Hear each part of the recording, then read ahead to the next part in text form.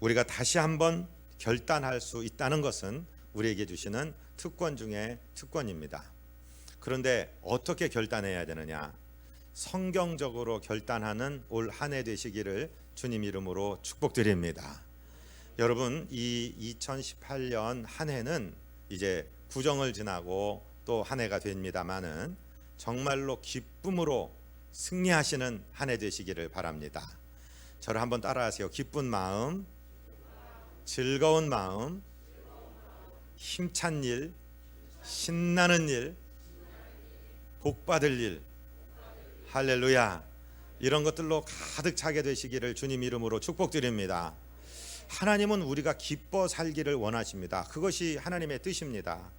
여러분, 우리 설날을 지내서 가족들을 지금 다 모였다가 이제 헤어진 가족도 있고 아직 같이 있는 가족들도 있을 텐데요. 부모님을 만난 자식들이 늘 인상을 찡그리고 못 살겠다고 그러고 울고 짜고 서로 싸우고 그러면은 부모님의 마음이 기쁘시겠습니까? 절대로 그렇지 않을 것입니다. 그저 잘 웃고 감사하고 과거에 지나간 일도 즐거운 일만 이야기하면서 서로 행복해하는 모습을 보면 부모는 그것으로 모든 효도를 다 받은 것이 될 것입니다. 우리가 인생을 기뻐 살아야 되는 첫 번째 이유가 있습니다. 그것은 무엇이냐면 우리가 살아있기 때문입니다. 살아있기 때문에 기뻐하시기를 주님 이름으로 축복드립니다. 우리가 살아있다는 것은 하나님께서 우리를 창조하셨기 때문이고 하나님께서 지금도 우리 심장을 띄워주고 계시기 때문입니다. 우리는 하나님의 형상대로 지음을 받았고 하나님은 우울하신 하나님이 아니라 하나님은 전능하신 하나님이요 당신의 피조물들인 우리 인간들이 당신의 자녀들이 기뻐하며 살기를 원하시는 좋으신 하나님이신 줄로 믿습니다. 따라서 이 땅에 살아있는 사람들은 기뻐하며 살아야 될 줄로 믿습니다. 두 번째는 무엇이냐면 우리가 예수 그리스도의 보배 피로 죄를 씻음받고 하나님의 자녀 되어서 영생을 얻었기 때문에 기뻐하며 살기를 주님 이름으로 축복드립니다. 이 세상에 그냥 간단하게 8, 90년 살고 가는 삶이 아니라 우리는 영원히 사는 영생을 얻었기 때문에 기뻐하며 살아야 됩니다. 아니, 예수 믿는 사람들도 죽던데요. 그래요, 죽어요. 그런데 그 죽음은 영원한 죽음이 아니라 옷을 갈아입는 것입니다. 우리의 영혼이 영생하고 난 다음에는 우리가 이제 시간이 지남에 따라 노화 현상이 일어나죠. 그래서 육신이 후패하게 됩니다. 그런데 우리가 죽는다는 것은 늙고 병든 이 육신을 벗고 다시 쇠하지 아니하고 다시 병들지 아니하는 부활하신 예수님께서 입으셨던 몸과 똑같은 몸을 입고 영원히 사는 것이니 그것은 옷 갈아입는 것이지 절대로 세상 사람들이 말하는 죽음이 아니라는 면에서 저와 여러분은 영생을 얻었기 때문에 기뻐하며 사시기를 주님 이름으로 축복드립니다. 세 번째 기뻐해야 될 이유가 있습니다. 하나님의 말씀의 명령이기 때문에 그렇습니다. 빌립보서 4장 4절에 보면은 주 안에서 항상 기뻐하라. 내가 다시 말하노니 기뻐하라. 너희 관용을 모든 사람이 알게 하라. 주께서 가까우시니라. 하나님의 명령이죠. 또 데살로니가전서 5장의 말씀에도 보면은 항상 기뻐하라. 쉬지 말고 기도하라. 범사에 감사하라. 아멘. 항상 염려하라. 쉬지 말고 염려하라. 범사에 염려하라. 그랬어요? 그렇지 않죠? 기뻐하라 그러셨죠? 하나님의 명령이기 때문에 기뻐하는 기쁨의 코드를 잡으시기를 주님 이름으로 축복드립니다. 기뻐하며 살아야 될 네 번째 이유는 기뻐하고만 살아도 우리 인생이 엄청나게 짧습니다. 금방 휙 하고 지나가는 인생입니다. 그래서 우리는 이 짧은 인생 속에 슬퍼하며 염려하며 해결도 못하면서 근심하며 살지 마시고 기뻐하며 살게 되시기를 주님 이름으로 축복드립니다. 그런데 기뻐한다는 것을 구체적으로 이야기하면 무엇이냐면은 가장 먼저 우리의 생각이 기뻐져야 됩니다. 이거 아주 중요한 얘기입니다. 사랑하는 성도님들, 사람을 무엇으로 보십니까? 사람을 어떤 사람은 이 육신적인 것에만 관심을 가져서 잘생긴 사람, 못생긴 사람, 큰 사람, 작은 사람, 예쁜 사람, 못난 사람 이렇게 생각을 해요. 그런데 그런 이 육신적인 것은 무슨 병원의 의학적인 도움을 받으면 아주 못난 사람도 굉장히 예쁜 사람이 될 수 있고 아주 뚱뚱한 사람도 굉장히 날씬한 사람도 될 수 있고 그래요. 그런데 성경은 사람이 무엇이라고 이야기하냐면 그 생각이 바로 그 사람이다라고 성경은 말씀하고 있습니다.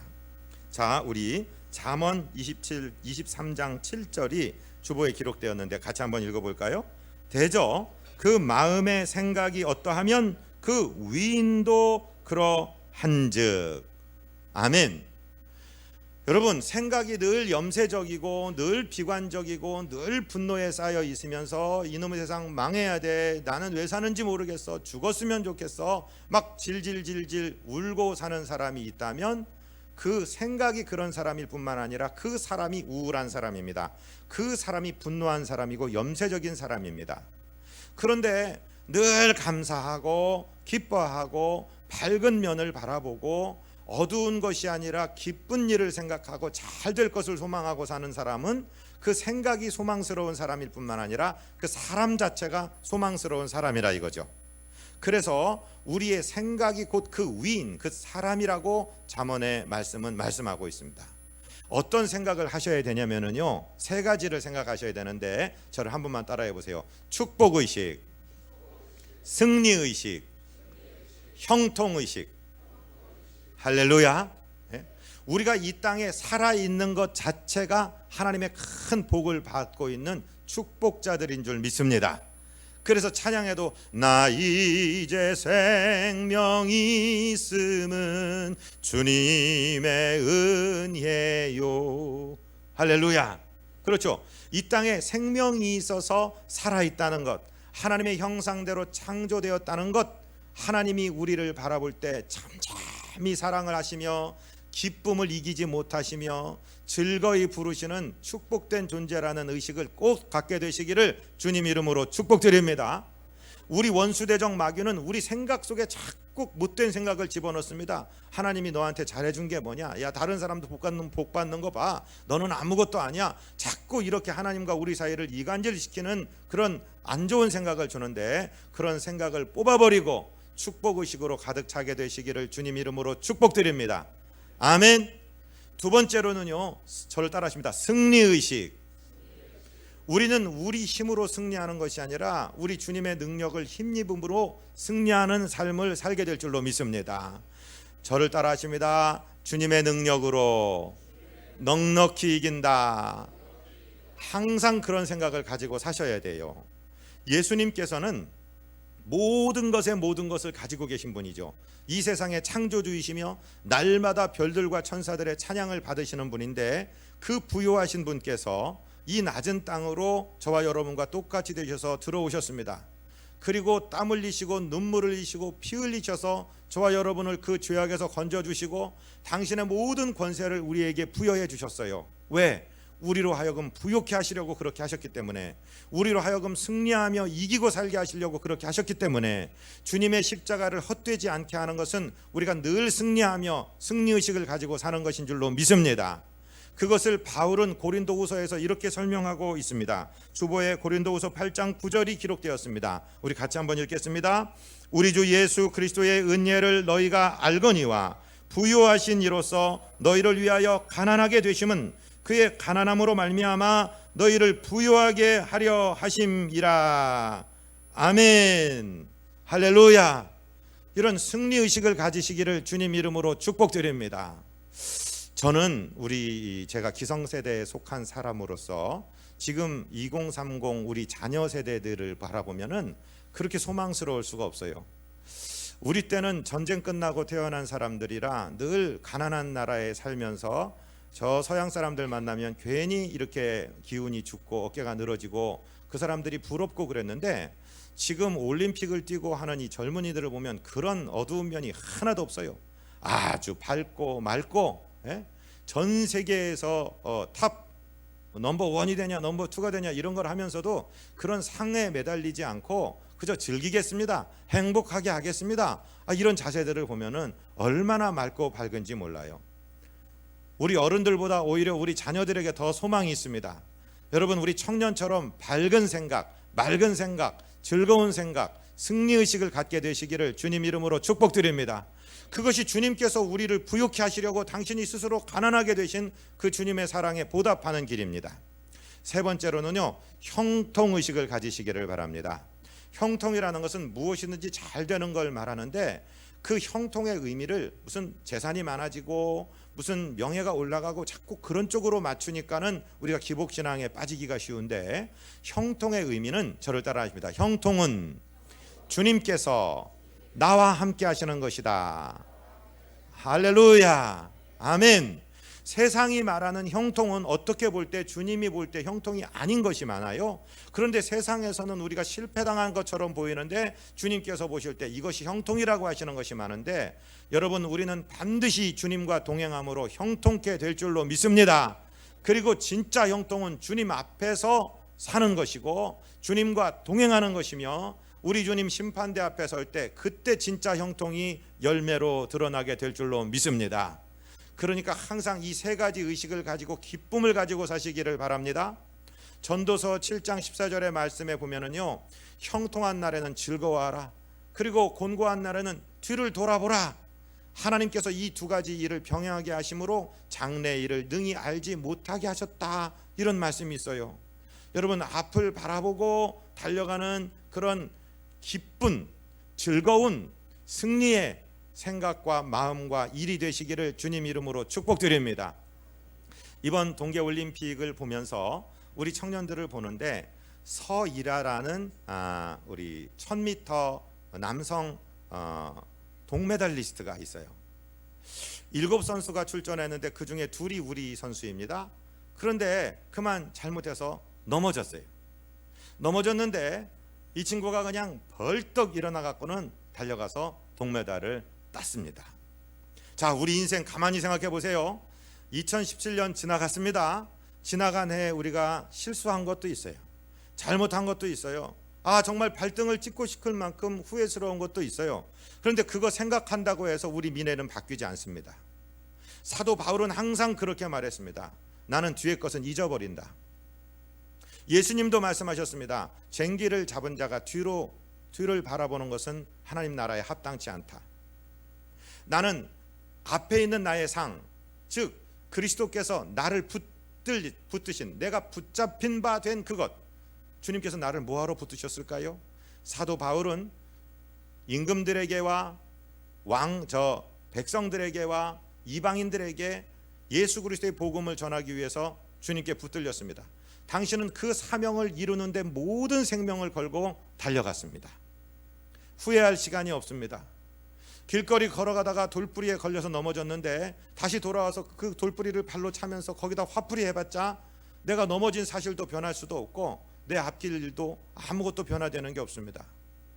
넘어졌어도, 내 잘못이건 누구 잘못이건 상관없이 넘어졌어도 그 넘어진 자리에 자리를 절푸덕이 앉아서 땅을 치며 우는 것이 아니라 벌떡 일어나서 달려가서 동메달이라도 따오는 그 아들을 바라보면서 저는 마음이 참 기뻤습니다. 사랑하고 존경하는 성도 여러분, 잘했든 못했든 뒤의 것은 잊어버리시기를 바랍니다. 복귀하는 것, 나중에 그것이 왜 그렇게 됐냐는 나중에 해도 충분히 시간이 있습니다. 여러분들 은퇴하신 다음에 해도 충분히 시간이 있으니 지금은 앞을 보고 달려가시기를 바랍니다. 기쁜 생각으로 아주 마음을 결정하시기를 바랍니다. 자, 오늘 본문 솔로몬 임금님이 성령의 충만으로 기록하신 전도서 9장 7절 말씀을 이제 읽습니다. 너는 가서 기쁨으로 네 음식물을 먹고 즐거운 마음으로 내 포도주를 마실지어다. 이는 하나님이 네가 하는 일들을 벌써 기쁘게 받으셨음이니라. 아멘. 너는 가서 기쁨으로 네 음식물을 먹어라. 자, 지난 설날에 혹시 식사 자리에서 안 좋은 말씀 하신 거 기억이 나십니까? 그런 거 잊어버리십시오. 여러분, 정말 세상 말로 개들마저도 밥 먹을 때는 때리지 않는다고 그러잖아요. 사랑하는 아버지들, 어머니들이시여, 제발 부탁이 식사 자리에서 자식들에게 잔소리 안 하게 되시기를 주님 이름으로 부탁드립니다. 그게 성경적인 가르침입니다. 기쁜 마음으로 네 음식물을 먹어라. 기쁜 마음으로 즐거운 이야기하면서. 식당 가서 보면 어떤 분들은 이게 식사기도인지 아닌지 그냥 감사합니다 이렇게 하고 먹는 사람들이 있어요. 그럼 기쁜 맛이 안 돼요. 혼자 가서 혼밥을 잡수시더라도 기도를 정식으로 하시기를 바랍니다. 하나님 음식 주셔서 감사합니다. 기쁜 마음으로 음식을 잡수시기 바랍니다. 아멘. 우리 가족들하고 식사할 때도 마찬가지입니다. 기쁜 마음으로 잡수셔야 됩니다. 아빠들 잘 들으십시오. 아빠들만 저를 한번 따라해 보세요. 아내를 사랑하는 것은 그 아내가 좋아하는 반찬을 그 밥숟갈 위에 놓아주는 거다. 아멘을 해요. 뭘 웃어요. 이거 쉬운 일 아니에요. 작은 일부터. 저희 집에도 모처럼 독수리 오영재가 저희 자식 셋이 와갖고서 뭉쳤는데 밥을 먹습니다. 엄마가 이제 자식들 왔으니까 정성 다해서 막 준비합니다. 밥 먹어 그러는데 아빠가 안 먹었습니다. 왜냐하면 그 집사람 집주인이 안 앉았는데 어떻게 먹을 수가 있습니까? 그래서 아이들이 다 기다렸다가 엄마가 앉고 나서 먹기 시작했습니다. 제가 생각해도 참 대견합니다. 제가 잘했습니다. 여러분, 음식을 즐거운 마음으로 잡수시기를 바랍니다. 왜냐하면 하나님이 우리가 하는 일을 기쁘게 받으셨다고 지금 말씀하고 있죠. 그래서 지혜를 얻으세요. 직업도 하나님이 기뻐하시는 직업을 갖기를 바랍니다. 굉장히 중요합니다. 이 보람으로 일한다는 것이 굉장히 중요합니다. 저는 많은 경우에 우리 성도들을 모시면서 우리 성도들 그렇게 얘기합니다. 목사님, 월급 좀 작아도 돼요. 이 주일 어기면 월급 많이 준다는데 많은데 저는요 주일 어기고는 못 삽니다. 주일 지킬 수 있는 곳으로 저도 우리 자녀들도 직장을 그렇게 잡을 수 있도록 목사님 기도해 주세요. 그런 마음, 그런 얘기를 하면 얼마나 존귀한지 몰라요. 기도할 때도 제가 힘이 납니다. 왜냐하면은 하나님께서 무엇이 옳은지를 그 가치관을 정확하게 가지고 있는 성도들을 기뻐하시기 때문입니다. 네가 하는 일을 하나님께서 기쁘게 받으셨다는 그 지혜를 얻게 되시기를 바랍니다. 자, 주보에 보면 잠언 4장 13절이 있습니다. 같이 읽습니다. 가난하여도 지혜로운 젊은이가 늙고 둔하여 경고를 더 받을 줄 모르는 왕보다 나으니 이는 자기의 나라에서 가난하게 태어났을지라도 감옥에서 나와 왕이 되었음이니라. 지금 솔로몬이 이 이야기를 할 때, 잠언에서 이 말씀을 할 때 교만한 왕, 남의 경고를 듣지 않는 스스로 지혜롭게 여기는 그런 왕은 사울을 아마 생각하고 있었을 거예요. 지혜로운 청년이라고 하는 사람은 아마 요셉 내지는 다윗을 생각하고 있었을 것입니다. 그렇습니다. 요셉을 생각해 보세요. 자기는 17살에 해와 달과 11별의 꿈, 곡식단, 자기 곡식단에게 10개의 형제들의 곡식단이 절하는 것을 꿈을 꾸고 그 생각을 변치 않았어요. 늘 축복의식, 승리의식, 형통의식을 가지고 있었어요. 그래서 그 사람은 계속 그 꿈대로 살아가는 게 아니라 거꾸로 그의 발은 형들에게 왕따를 당하죠. 웅덩이에 던져지죠. 종으로 팔려가죠. 또 종살이를 하는데 거기서 여인의 그런 계략에 빠져서 감옥에 들어가죠. 그런데요, 이 사람은 그 의식을 변한 적이 없어요. 늘 축복의식, 늘 승리의식, 늘 형통의식을 가지고 살았기 때문에 현실과 타협하지 않고 현실에 굴복하지 않았는데 보니까 하나님은 그가 가는 곳마다 형통케 하셨어요. 하나님은 요셉이 가는 곳마다 함께 계셔 주셨어요. 그리고 감옥에서 나와서 일개 왕보다 더 강한 세력을 갖는 하나님의 사람이 되었던 것을 우리가 기억합니다. 지혜를 얻게 되시기를 주님 이름으로 축복드립니다. 우울하고 패배적이고 파괴적이고 늘 험잡고 늘 구부러져 있는 생각은 악하고 거스르는 것은 절대로 지혜로운 생각이 아닐 뿐더러 하나님의 뜻도 아닙니다. 하나님 앞에서 기쁜 생각을 가지시기를 바랍니다. 즐거운 마음을 가지시기를 바랍니다. 염려, 근심, 걱정은 십자가 밑에 내려놓고 주님께서 주시는 절대 긍정의 승리의 마음 가지고 내가 하는 작은 일, 내게 줄로 재어준 작은 것, 그거 기쁨으로 감당하시는 지혜자가 되시기를 주님 이름으로 축복드립니다. 아멘. 자, 이제 우리 본문 8절 말씀을 같이 읽습니다. 내 의복을 항상 희게 하며 네 머리에 향기름을 그치지 아니하도록 할지니라. 아멘. 겨울에 우리 한국 사람들은 어디 가든지 다 검은색 옷 입고 다니는데 큰일 났네요. 흰색 옷을 입으라고 했는데 지금 그 말이 아닙니다. 여러분, 네 이복을 의복을 항상 희게 하라. 이 의복이 나타내는 것이 무엇인지 영적인 뜻을 찾아야 되고요. 머리에 향기름을 바르라. 이것도 역시 해석을 할 줄 알아야 됩니다. 성경에서 두 마음을 품은 자들아 너희 손을 깨끗이 하라 그랬죠. 손을 깨끗이 하라는 말이 늘 손 세정제로 닦고 하루에 12번 이상 나갔다 오면 손을 닦고 그 소리입니까? 성경에서 말하는 손은 그 손이 하는 행실을 상징하는 것입니다. 그래서 행동을 옳게 하라는 것이죠.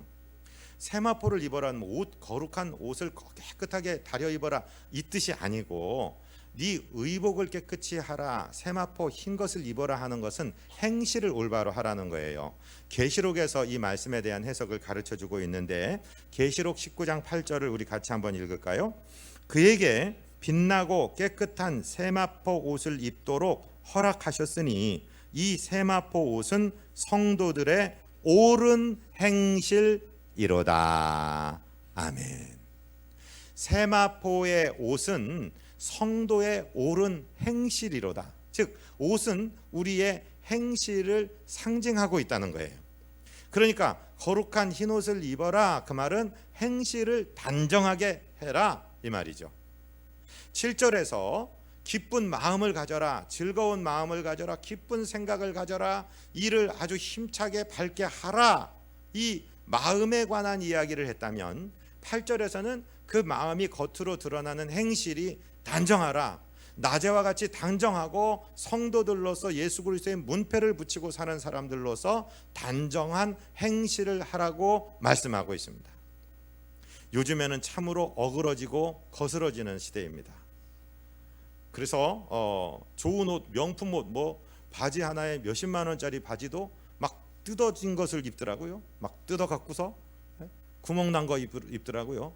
그런 옷 브랜드를 뭘 입어라, 어떤 디자인의 옷을 입어라가 아니라 우리 행실을 단정하게 하라 이 말씀입니다. 머리에 향기름을 그치게 하지 말라. 이 이스라엘의 머리 정결법은 우리처럼 물이 풍성해서 그저 아무데나 수도꼭지 들면 콜콜 나와서 뭐 샴푸를 하고 린스를 하고 뭐 무슨 그런 얘기가 아닙니다. 이스라엘의 이 두발 정결법은요, 물이 귀하기 때문에 향기름을 바르고 우리 옛날에 쓰던 그 대나무를 이렇게 대나무인가요? 참나무인가요? 하여튼 고르게 갖고 쓰던 참비처럼 기름을 향유를 바르고 머리를 빗어내리는 것이 머리 청결법입니다. 그렇기 때문에 머리가 항상 단정하고 그리고 거기서 향내가 나도록 하라. 이게 무슨 말이냐면 예수 그리스도의 향기를 바라는 삶이 되기를 원합니다. 아멘. 오늘 찬양대도 예수를 닮기 내가 원하네 찬양했습니다. 정말 우리의 그 인품이 예수님을 좀 닮아서 우리 주변의 사람들로부터 정말 이상하게 당신을 만나면 마음이 평안해집니다. 이상하게 당신을 만나면 기쁩니다. 예수님 만나는 것 같습니다. 그런 소리를 평생에 한 번이라도 좀 들어야 됩니다. 우리 청년들을 보면 저는 그런 생각합니다. 제가 청년의 때에 많은 종교인들, 목사들 특별히 바라보면서 목사님들이 정말 말씀은 너무너무 반지르르 하시고 너무너무 멋지신데 강대상에 내려와서 하는 행실은 너무 고집스럽고 너무 권위적이고 정말 너무 다르니까 정말 싫다 그랬는데 제가 언제 기성세대가 되고 제가 그런 입장에 지금 처하게 됐습니다. 그래 보니까 야 목사야, 네가 설교하는 그 설교 반지를 한 거 말고 네 삶에서 예수의 향기가 과연 드러나고 있느냐, 그것 때문에 저도 몸부림치고 있습니다. 아마 여기 계신 성도님들도 저와 동일한 고민을 하고 계신 줄로 믿습니다. 우리 말이 아니라 우리 삶에서 정말 그렇게 예수님 닮은 향내가 내기를 주님 이름으로 축복드립니다. 갈라디아서 5장 22절에 보면은 성령의 열매가 있는데 그 9가지를 암송하는 게 그렇게 중요한 것이 아닙니다. 이 성령의 열매는 9가지의 각기 다른 열매가 아니라 예수라는 그 인품에서 흘러나오는 5가지의 향기를 말합니다. 사과 하나를 탁 씹어 먹을 때 그 사과의 새콤하고 달콤하고 좀 그 아름다운 그런 맛, 그 맛의 이름들이 9가지가 여기 들어있는데 이 예수의 향기가 저와 여러분에게서도 나타나기를 주님 이름으로 축복드립니다. 우리 갈라디아서 5장 22절을 한번 읽을까요? 오직 성령의 열매는 사랑과 희락과 화평과 오래 참음과 자비와 양선과 충성과 온유와 절제니 이 같은 것을 금지할 법이 없느니라. 아멘. 항상 흰 의복을 입고 네 머리에 향기름을 그치지 않게 하라 하는 이 주님의 말씀은 단정하게 낮에와 같이 단정하게 성도의 문패를 붙이고 성도의 삶을 살 것이며 너의 삶에 그리스도의 향기가 풍겨지게 하라. 주님의 명령입니다. 우리 올 한 해 우리의 삶을 통해서 우리의 인품을 통해서 가장 가까운 우리 가족에게서부터 우리 교우들에게 또 우리 사랑하는 모든 직장의 사람들이나 우리가 만나는 모든 사람에게 이 그리스도의 향기가 전달되기를 주님 이름으로 축복드립니다. 이것이 목표가 되어야 됩니다. 11조 1,000만 원 하게 해주세요. 승진하게 해주세요. 뭐 이런 거 다 중요해요. 그런데 그런 것보다 더 중요한 것이 무엇이냐면 하나님 제발 내 삶에서 예수의 향기가 좀 나게 해주세요.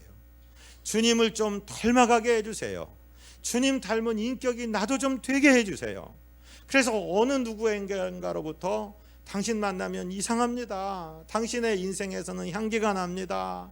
예수님 만난 기분이 듭니다. 이런 칭찬을 나도 한번 들어보는 인생 되게 하옵소서. 주님께 기도하시는 이 복된 이 설 명절의 주일이 되기를 주님 이름으로 축복드립니다. 그것이 이 전도서의 말씀의 주제라고 할 수 있습니다. 이제 우리 9절을 같이 읽습니다.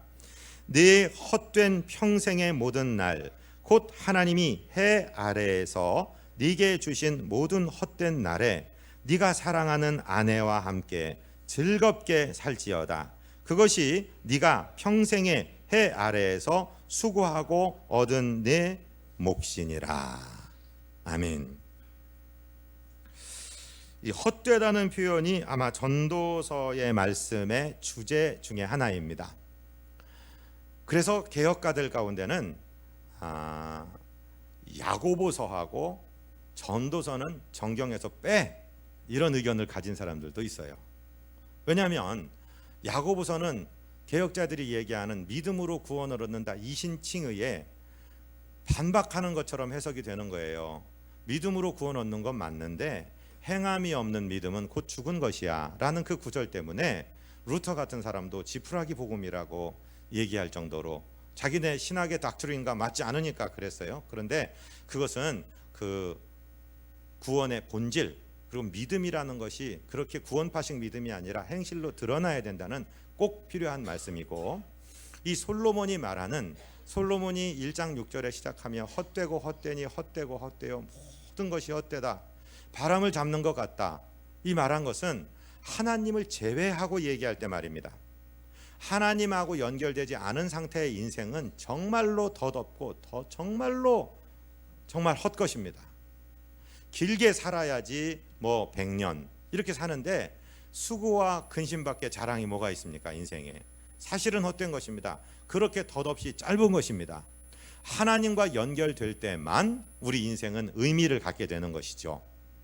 솔로몬은요, 아버지, 좋은 아버지 만나고 자기 초기에 하나님 앞에 기브온에서 1,000번제를 드리며 겸손한 기도를 드렸기 때문에 하나님이 정말로 큰 복을 내리셔서 솔로몬만큼 당대에 영화로운 사람이 없었고, 또 지혜도 하나님의 지혜를 직접 주셔서 너보다 지혜로운 자가 네 전에도 네 후에도 일어남이 없을 것이라는 말씀에 따라서 전무후무한 지혜를 누렸어요. 그런데 그 지혜로 생각해봐도 인생은 허무한 거예요. 덧없는 거예요. 그래서 개혁자들은 이 전도서라는 책은 니힐리즘의 교과서다, 이것은 허무주의의 교과서이기 때문에 성경에 들어가서는 안 된다라고 얘기하는 의견도 있었다는 것이죠. 그런데 그렇게 허무한 삶 가운데서도 유의미한 게 있다. 무엇이냐? 아내와 함께 즐겁게 살아라, 이 말입니다.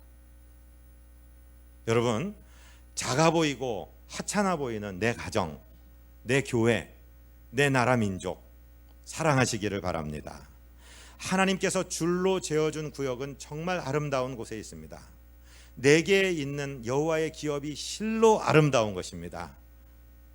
사랑하고 존경하는 성도 여러분, 구름 잡듯이 먼 데 가서 찾지 마시고 지금 내 가정, 내 교회, 내 사랑하는 권속들, 작은 내 직장, 내 나라 민족, 여기에 모든 의미를, 모든 사랑을 두시고 하나님이 내게 주신 몫으로 감사하시기를 바랍니다.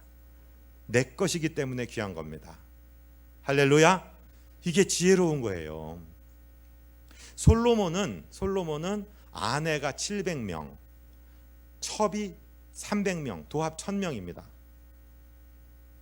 여자를, 그렇게 이쁜 여자를 많이 가지고 있으면 되게 행복할 것 같잖아요.